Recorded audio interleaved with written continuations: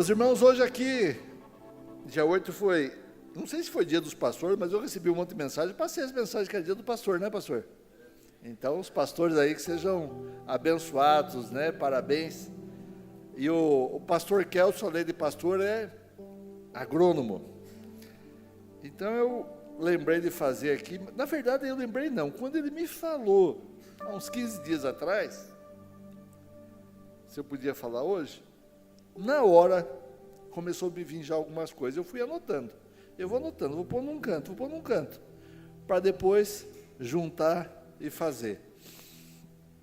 E eu queria falar então hoje que a nossa vida é representada na Bíblia desde a semente até os frutos, não é isso? A palavra de Deus não fala que a semente cai num lugar, ela pode cair num terreno bom, num terreno pedregoso, ela pode cair num terreno fértil. Aonde que caiu a tua semente? Aonde que você foi plantado? Eu acho que a maior parte dos que estão aqui caiu naquele terreno bom e conhece Jesus e não são mais uma semente, são uma árvore frutífera que estão dando frutos. E é para isso que nós fomos chamados. Eu queria que a gente lesse um versículo, depois eu vou falar em outros versículos, mas eu queria me começar com um só. Deixa eu pegar aqui um lenço que eu sou um cara sério e dificilmente choro, né, pastor? Só a propaganda da Kodak, da pilha Rayovac, daí me faz chorar. Mas a gente sente a presença do Senhor, né? E não tem como não chorar por clamar por aqueles filhos e filhas de Deus que estão por aí sofrendo. Mas é João 15, 1 e 2.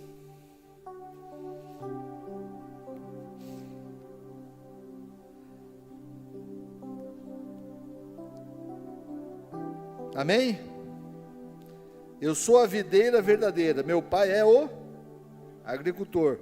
Todo ramo que estando em mim não dá fruto, ele corta, e todo que dá fruto, ele poda, para que dê mais fruto ainda.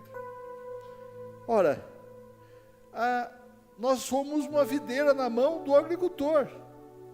Jesus Cristo, Deus é o agricultor. E se nós já somos uma videira, se nós já crescemos, nós temos que dar frutos. E o que é o fruto? Nós podíamos contar, e vou ler um versículo que vai falar sobre frutos, mas os frutos são vários. Mas os principais frutos é que nós possamos mostrar a outras pessoas o amor de Cristo e elas venham a conhecer Cristo. O pastor Eugênio falou aqui que uma das coisas que o pastor Kelso fala, que a maior data da igreja é o batismo. É claro, porque a igreja não está aqui para angariar fundos, a igreja não está aqui para que ela tenha festas e festividades, a igreja está aqui para que as pessoas conheçam a Cristo, recebam a Cristo e sejam salvas. É esse o objetivo dessas paredes. A parede não é a igreja, nós somos a igreja, nós estamos num lugar coberto, mas nós só fazemos a parte da igreja. Mas antes de nós sermos essa árvore frutífera, nós fomos uma semente. Eu lembro, minha mulher não gosta muito disso, porque ela disse que quando eu fui para a igreja, eu fui por causa de uma outra menina, sabe? Não, mas não era nem a metade do que ela é. Ela era mais baixinha. Não, estou brincando. Mas eu fui para lá por causa disso, realmente. A minha intenção primária era essa. Mas teve um dia, viu, pastor Marcos? Em junho de 1974, teve uma peça, e essa peça de teatro, encenada numa outra cidade chamada Ponta Grossa. Eu sou da cidade, eu sou VIP, né? Vim do interior do Paraná. Então, eu sou de Castro, capital do mundo, para quem não conhece. E estão dando risada por quê? Vocês conhecem a capital do mundo? Mas eu estudei em Ponta Grossa. E esse culto foi em Ponta Grossa. Na verdade, Castro foi a Grande Paraná, para quem não sabe. Depois que dividiu, mas é verdade, isso historicamente é. Aí, teve um dia que eu fui na igreja lá, assisti um coral e uma peça, e aquele dia, eu não me vi, eu não lembro exatamente a hora que eu saí da cadeira e fui lá para frente. Eu fui como que arrebatado para frente para dizer, eu quero esse amor, eu quero no coração Jesus Cristo, eu quero conhecer esse Cristo. E comecei a ler a Bíblia, comecei a estudar a Bíblia, e aprendi muita coisa, mas eu me converti numa igreja que tinha certas restrições com dons do Espírito, e eu perguntava aos pastores, mas isso aqui acontece, eu quero assim, eu disse, não, é só na época dos apóstolos, e aquilo me deixava chateado.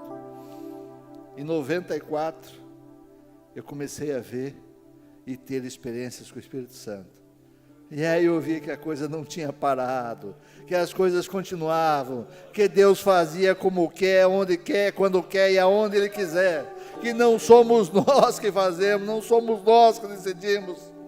Uma das principais experiências que eu tive, eu entrei num lugar, numa igreja que eu ia sempre, e aquele dia o culto era 7:30 da manhã, num sábado, eu estava cansado, eu nem queria ir, minha mulher insistiu, e eu fui.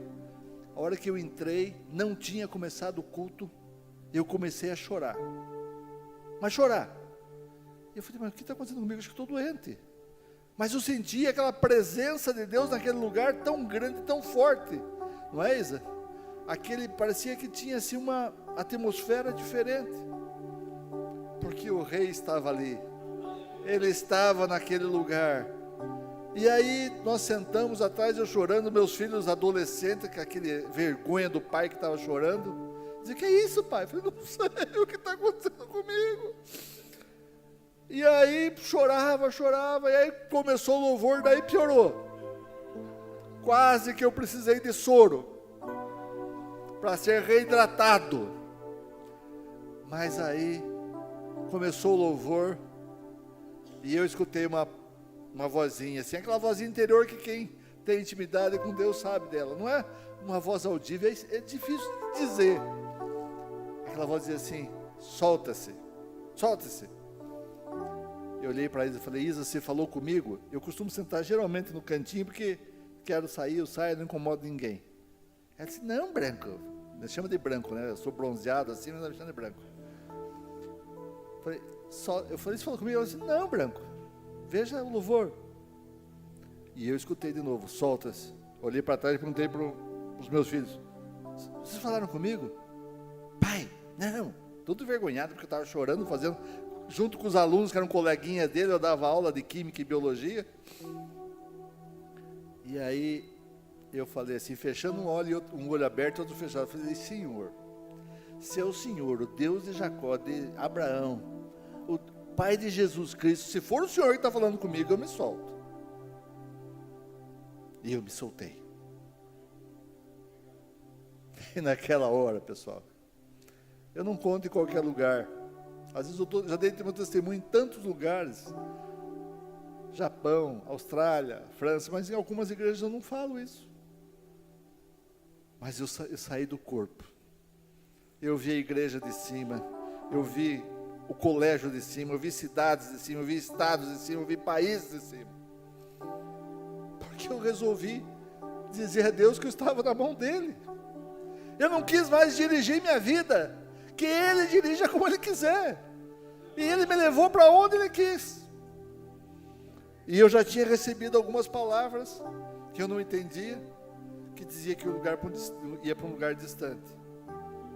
Ia ser usado na palavra, ia ser usado na ciência. Eu disse, esses caras estão sonhando, viajando na maionese. Mas tudo se cumpriu, mas não é isso que eu vim falar.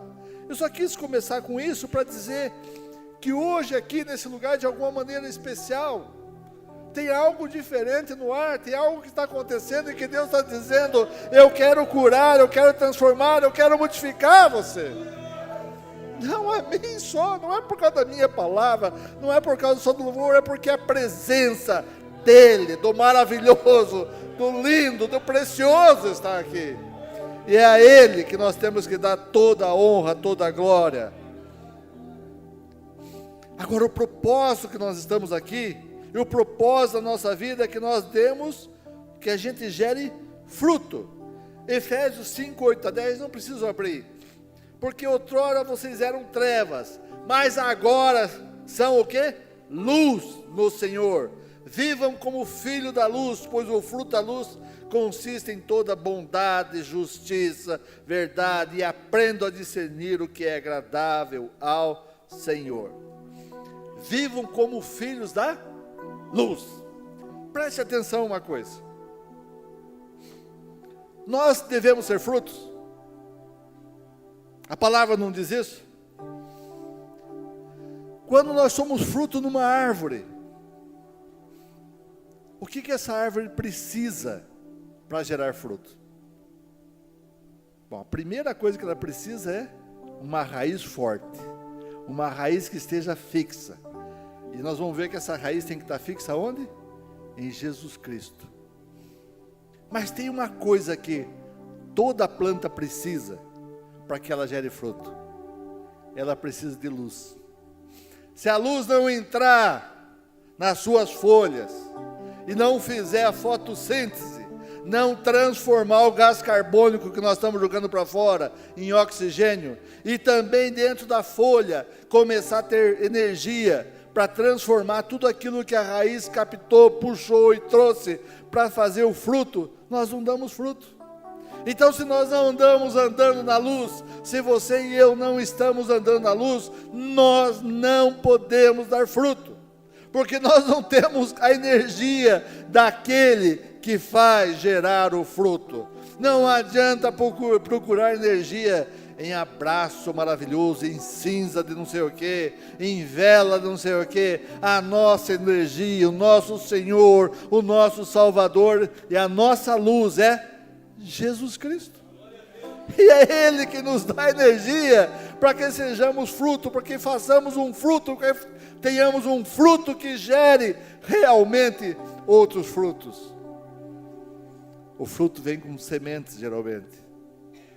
E esses frutos com semente vão gerar outras sementes que darão outros frutos. Mas veja bem, a luz transforma as coisas na folha, principalmente começa com coisas ruins. Gás carbônico, se nós tivermos só gás carbônico aqui no ambiente, nós morreríamos. Mas ela pega o carbono porque ela precisa, ela transforma e começa, além de tudo, dentro das mitocôndrias, das outras ribossomos, começa a produzir aquilo que a planta precisa para gerar o fruto. Mas ela precisa da luz. Sem a luz, ela não faz nada. Agora, a gente tem que lembrar uma coisa. A luz, então, transforma o que é ruim em bom e produz matéria-prima do fruto. Sabe? Nós estamos falando aqui de fruto espiritual, de nós termos outras pessoas. Mas nós também temos que ser o equivalente a fruto para as pessoas. O que um fruto faz? Um fruto alimenta quem está precisando de alimento. Será que nós estamos alimentando? Eu não estou dizendo só alimentando fisicamente, mas quando nós trazemos aqui uma oferta para ser levado de bolsa lá de, como é que chama aquilo?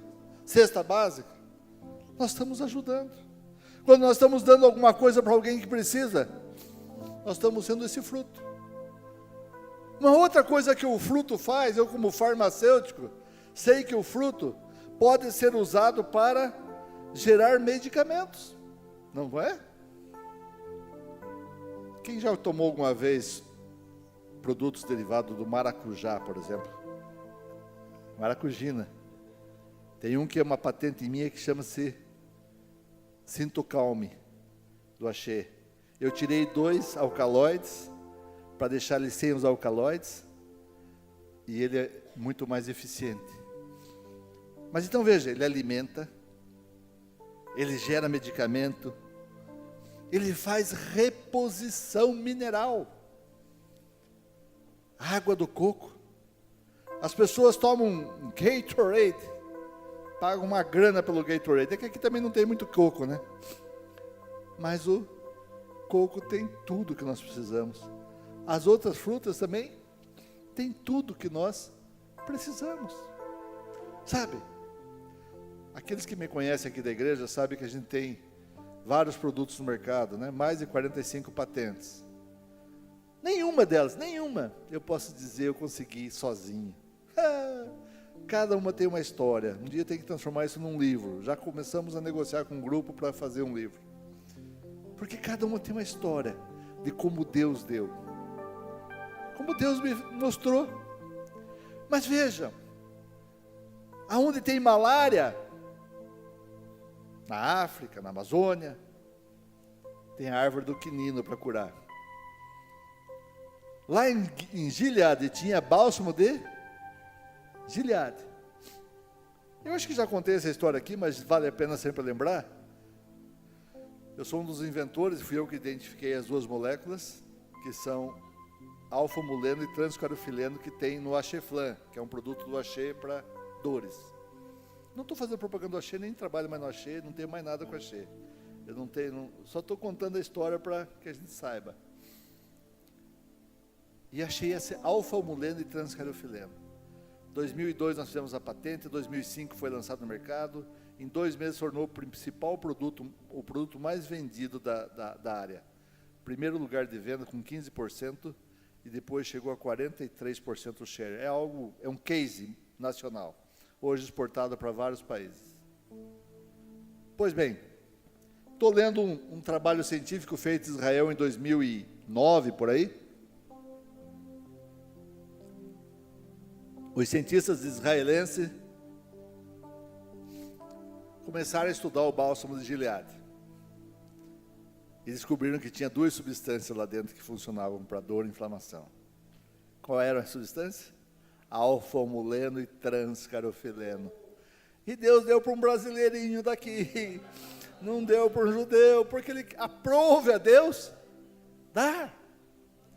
Aí eu achei agora uma outra planta que tem uma concentração muito maior, logo vai estar no mercado, mas de uma maneira bem mais barata, em farmácia de manipulação, para chegar rápido à população e ajudar. Mas o que eu quero dizer não é o feito que eu fiz, eu quero dizer o que Deus deixou para você e eu. As pessoas olham, por exemplo, digitoxina, digoxina, tirado de uma planta, digitalis púrpura, ou digitalis lanata, é um alcaloide que serve para melhorar o coração, os impulsos do coração. Você tem produtos Taxol para câncer, vincristina, vimblastina. Sabe aquela planta chamada Maria sem vergonha? Tira vincristina e vimblastina para leucemias. Dá Maria sem vergonha. Que Deus deu. O irmão falou que teve um câncer. Os irmãos sabem aqui e orem por isso. Eu tenho um produto. Nós estamos atrás de grupos, a Isa sabe, nós tivemos já quem ofereceu, mas só queria comercialmente. E Deus não me deu para ser comercialmente. Deus diz, você pode até ganhar dinheiro dele, mas é para você entrar na África, na Ásia, dando esse produto de graça e levando a palavra de Deus. Então nós estamos aí já com um grupo agora, Mission as Business as Mission, mas não lembro qual dos dois termos, que está interessado, estão vendo. Eu já disse, minha esposa sabe. Eu tive um homem na mão que dizia, eu pego, pago, faço o que você quiser. Só que é comercial.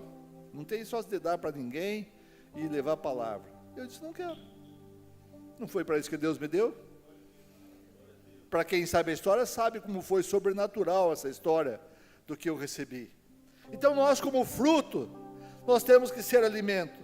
Temos que ser medicamento, temos que ser reposição. Quantas pessoas às vezes estão desgastadas, chateadas, transformadas, desistindo da vida. E nós temos que ser aquele alimento, já falei aqui também sobre sal, mas na água de coco tem sal, para levantar os caídos. Mas para chegarmos a dar frutos, temos de estar enraizados na rocha verdadeira que é Cristo.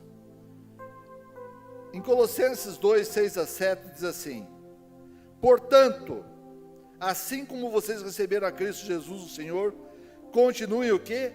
A viver nele, enraizados e edificados nele, firmados na fé, como foram ensinados, transbordando de gratidão. A nossa raiz tem que estar onde? Nele. Se não está nele, tem algo errado.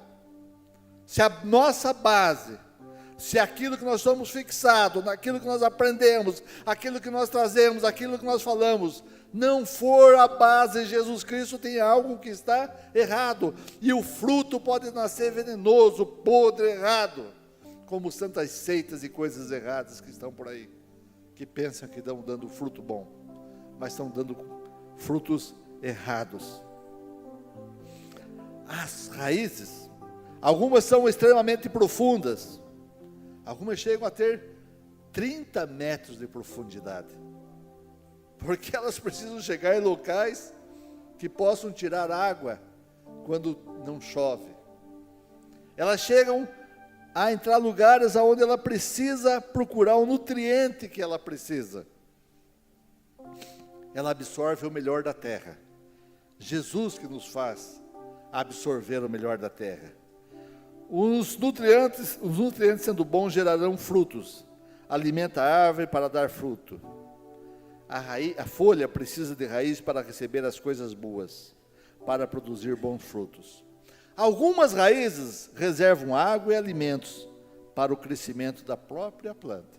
Elas mesmas conservam água e alimento para que a planta sobreviva e dê frutos.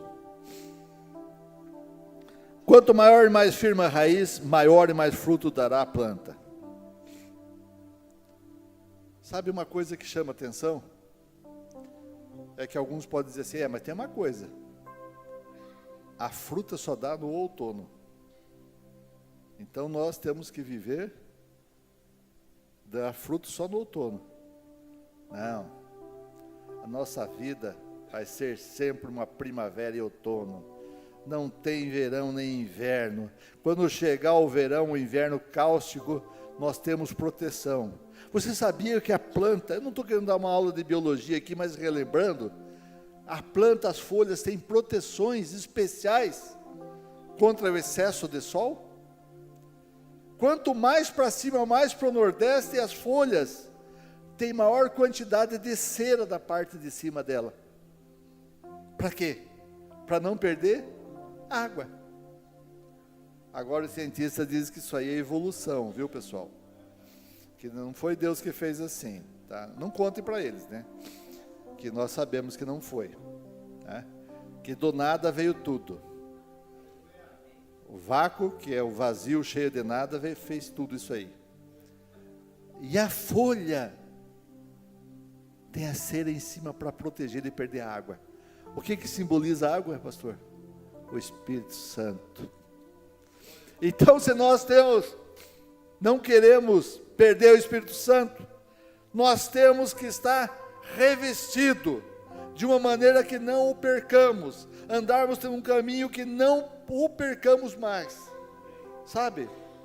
A minha oração da Isa tem sido há muito tempo que a gente quer adorar em espírito e verdade, é só isso que serve, mais nada, adorar em espírito e verdade. Para isso nós não podemos perder a unção do Espírito Santo. Ele está à disposição.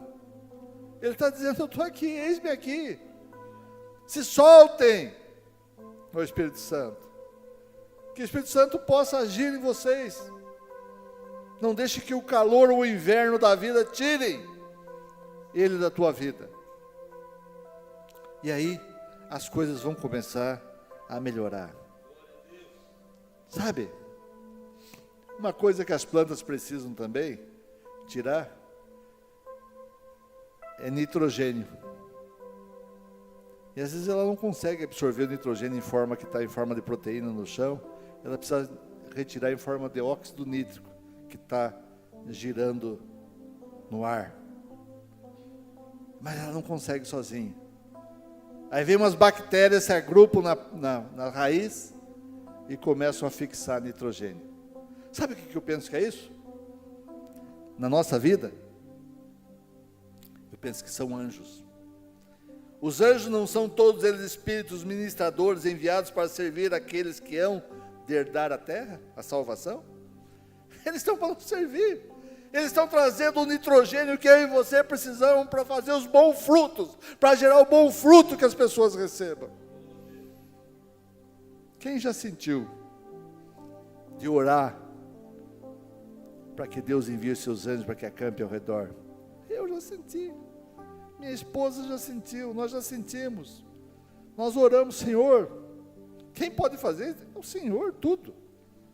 Mas manda seus anjos bater. Manda seus anjos lá em Moçambique. Deus pode tirar com a mão? Pode. Mas pode mandar os seus anjos e acabar. Eu tenho uma coisa comigo que eu já até falei em casa para as pessoas, que às vezes eu tenho medo que seja só imaginação minha. Mas às vezes Deus me chama para orar por alguém, às vezes por filhos. E eu vejo uma coisa negra, uma coisa ruim, e eu começo a orar. Eu não sei se é visão, viu, pastores? Eu não sei. Mas eu vejo como se fosse anjos chegando, e ali vai travando uma luta, e aquilo vai ficando claro e branco. Aí eu fico tranquilo, eu descanso, porque eu sei que a batalha já ocorreu. Um sábado nós estávamos em Caruaru, a Isa estava tomando banho, sai toda ensaboada com a toalha assim, branco, vamos ajoelhar a orar porque está acontecendo alguma coisa com a Melissa. Melissa é minha filha. Do nada. Nos ajoelhamos e começamos a orar. 5, 10 minutos a Melissa liga, pai, mãe, estou bem, mas aconteceu um acidente, todo mundo disse que não tinha jeito da gente sair vivo do carro, mas eu estou sem nada. Deus chamou, Deus cutucou. Eu lembrei que do pastor Daniel Alfa contando uma história dele no hospital, teve uma dor cardíaca, lembra que ele contou aqui? Eu não tive exatamente isso, mas eu tive quase isso. Nós estávamos no colégio Buriti também, 2 da manhã eu acordo com uma dor no coração e falta de ar. Falei, estou infartando. Aí ia chamar a Isa, aí senti essa vozinha. Ore pelo pastor Valtuir, era o diretor do colégio. Ele disse, senhor, sou eu que estou infartando. Ore pelo Valtuir. Aí eu falei, Isa, acordei a Isa, ela ajoelhou de um lado da cama, eu do outro lado, e começamos a orar pelo Valtuir. E a dor foi passando, falta de ar foi passando, ficamos bom. Sinceramente eu pensei, acho que foi alguma coisa, alucinação da minha cabeça, eu pensei inicialmente. Chegamos 7 horas no colégio, estava o Valtuir esperando a gente. Meu irmão, você não sabe o que aconteceu. 2 horas da manhã eu tive uma dor do lado do coração, uma falta de ar, daí eu só lembrava de você porque você é farmacêutico, pensei, ele me pega, me leva para o hospital. E eu queria acordar, minha mulher não conseguia. Daí disse, Valtuir, você não vai acreditar, mas Deus mandou anjos lá em casa, e eu e a minha esposa acordamos e oramos por você. Aí eu aprendi que às vezes Deus me chama a atenção para orar por pessoas, por irmãos aqui, por pastores. Eu não sei o que é, mas eu pego e oro. Eu vou obedecer. Eu vou querer ser fruto. Eu não preciso dizer para eles, vai acontecer. Se um dia eles me falarem, olha, aconteceu isso, estava orando. Com os nossos filhos aconteceu várias vezes, outras coisas. De nós termos que interceder, orar, para que Deus fizesse alguma coisa. Aí, uma das coisas bonitas de uma árvore são as flores. Mas as flores, ela veio com um propósito: gerar fruto. E se nós tirarmos aquela flor, nós eliminamos o fruto. Todo mundo aqui é flor, bonita, e que vai gerar muito fruto, porque conhece Jesus como nosso Senhor e Salvador.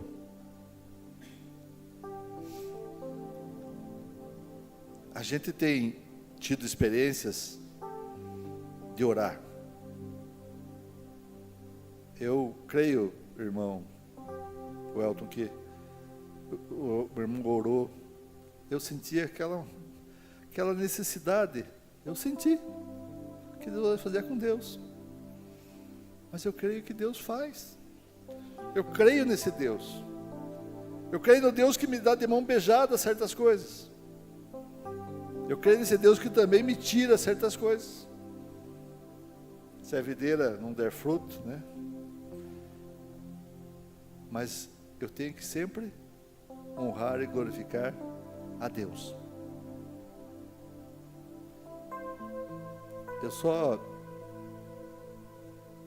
E às vezes eu tenho que orar pela minha esposa, porque sabe o que ela faz comigo, pessoal? Vocês não sabem. Ela já fez eu tomar banho de terno. Alguém já tomou banho de terno aqui? Já tomei banho de terno. Tinha feito um terno sob medida para ir num casamento. Porque sabe, a gente que tem esse corpinho aqui em forma, né? Forma de bola. Não acha terno certinho. Então tinha que ir no alfaiate e fazendo tudo. E aí nós tínhamos que preparar, nós íamos ser testemunha de um casamento. E eu estou lá já com o terno, arrumando a gravata. E ela chega, Branco, já tomou banho? Ora, que pergunta que você faz nessa hora para o marido? Já tomou banho? Ela vai dizer, não, é mentira, é que ele tomou em 2 minutos. Conversa. E aí eu abri o chuveiro e entrei embaixo dele, mais do que normal. Né? Tive que um terno velho no casamento. Estou dizendo para vocês verem como é que a gente sofre também. Mas, irmãos, eu fiz isso aqui para quebrar um pouquinho, até porque estava, não sei. Mas eu quero dizer para vocês que orar e dar fruto é a nossa missão, é o nosso dever, é o que eu e você temos que fazer. Nós temos que dar frutos. E aí, eu queria fechar com uma passagem que diz assim, Isaías 3:10. Olha o que ele manda dizer, Deus fala. Digam aos justos que tudo lhes irá bem, pois comerão do fruto de suas ações. Que fruto que vocês estão fazendo? O bem, o amor, o carinho, desse fruto você vai receber. Digam a justos que tudo lhes irá bem, pois comerão do fruto de suas ações. Sabe? Se nós não dermos frutos, como eu falei lá no começo, a palavra de Deus fala que se nós não dermos frutos, nós devemos ser jogado fora. Ele corta. E aonde que vai esse corte?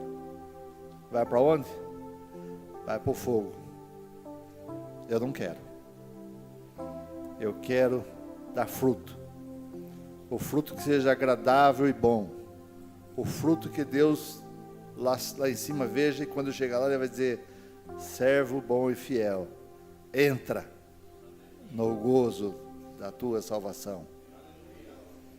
Eu já contei aqui, mas para encerrar eu só quero lembrar uma coisa aqui que aconteceu com o pai da Isa. O pai da Isa era pastor e ele teve uma doença terminal e a esposa dele ficou 45 dias na beira da cama, sentada. No dia que ela achava que ele ia morrer, chamou a gente, os filhos, e nós chegamos, ela falou, de hoje ele não passa. E nessa hora, acho que caiu a ficha dela, ela começou a chorar. E esse homem que estava em coma, saía do coma, entrava em coma, saía do coma, nessa hora ele sai. Olhou para ela, e tinha médico, enfermeiras ali, e disse assim, por que está chorando, mulher?